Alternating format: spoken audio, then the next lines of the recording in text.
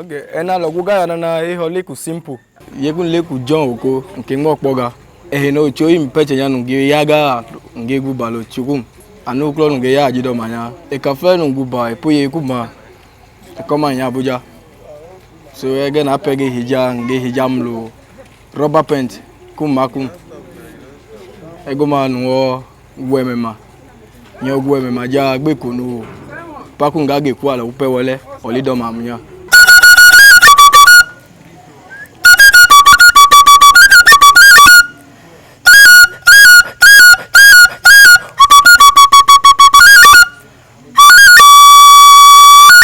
Enya na Idoma hile kemla odenya dedenya if no yo lo chen ochema ga klalo higang bobu ko che kunya ncho duwa ocho tole nya ge yabo no le kemla an oko ni onu occasion megalewa denya becha nu pi ija Idoma dodu emla ge yanu so ano ekude nu binya ena loga gonya zigzag.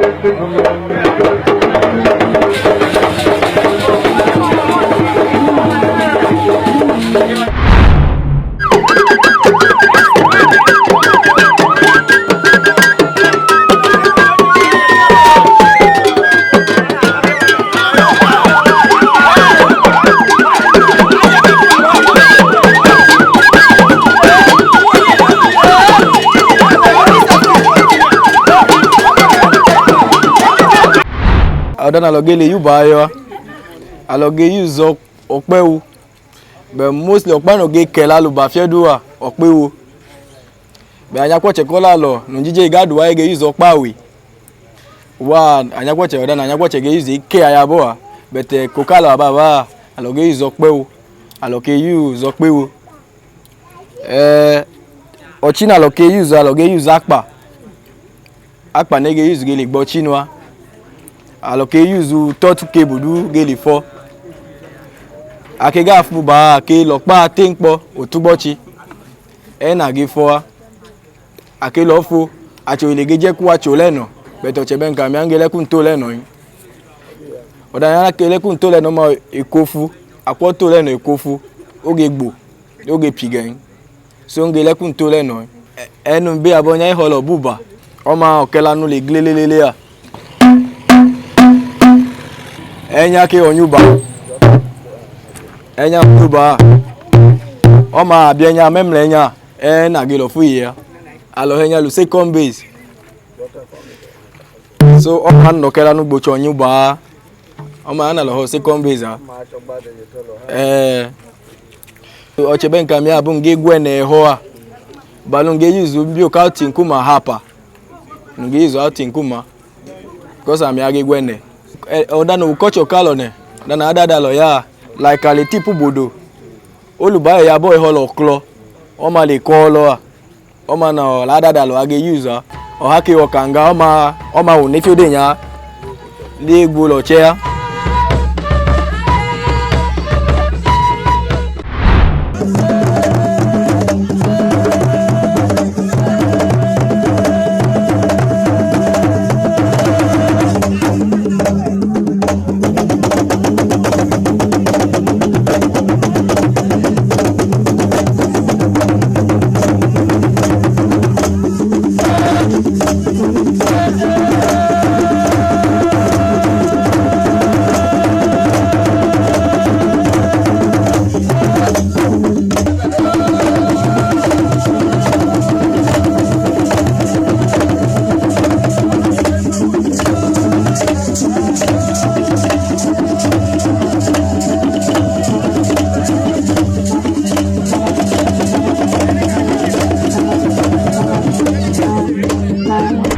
Kafle po egu church kola lo yo alo ogu church le ya e ogu ba nu ga ya je memla che na ogu ba ikoma nu doko duba ga nkun do ogu ikoma na no choma le yi untaje nu kafle nu gu ba babi unju Lagos afle ya babi unju ba ochia Jos Kaduna Kano babi unje ga igale walewa.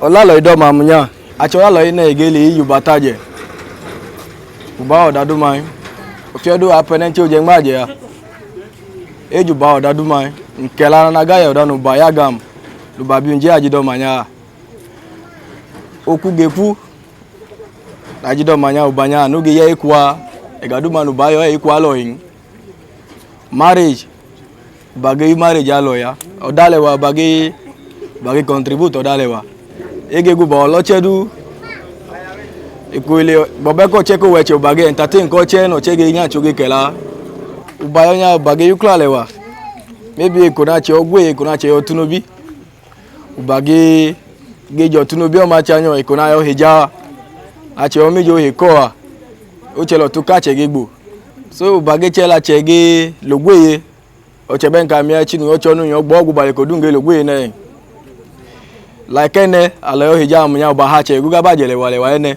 late Peter tro no gbuja Idoma ubabi njoa oleke o edumoga gagwije so yodo ka chogu ba ikoma ena lo momi opa o ya bo ikoma do yodo ka chogu ba ikoma nga ya je ngalu ba agwu lo ikoma anoju mo poga ikoma gala otupo amunya nya me manu be nke ha ya hapa eno nyangwe chamwa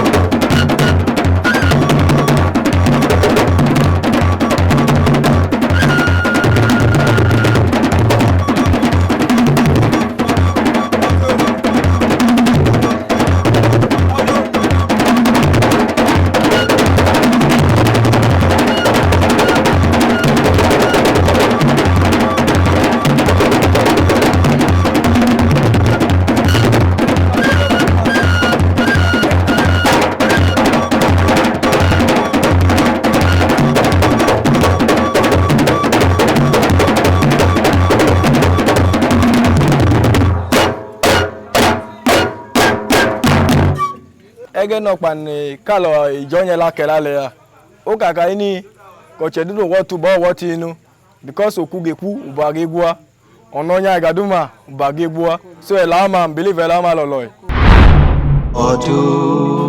odan kadoko poka kole mapa tv alabo date no ya haje ka bolona ku YouTube a abona labo do a owo choge ho ha cho